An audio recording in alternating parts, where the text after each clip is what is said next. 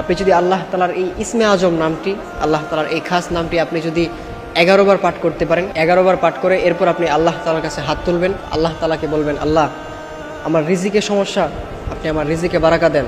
আল্লাহ আমি খুব বিপদে আছি, আপনি আমার বিপদ দূর করে দেন।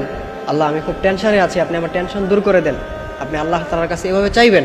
আপনার যেই সমস্যা, সেটা বড় সমস্যা হোক, সেটা ছোট হোক, সেটা যতই ছোট হোক না কেন, ইভেন এমনকি যত বড়ই হোক না কেন, আপনি আল্লাহর কাছে বলবেন, আপনি আল্লাহ তাআলার কাছে চাইবেন। তাহলে দেখবেন আল্লাহ তাআলা আপনার সকল সমস্যা দূর করে দিবেন।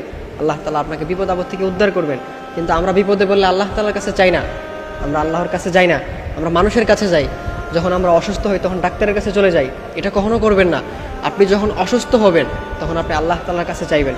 ইভেন এমনকি আপনার যদি পায়ের জুতাও ছিঁড়ে যায়, আপনি সেটাও আল্লাহ তাআলার কাছে চাইবেন, আপনি মানুষের কাছে চাইবেন না।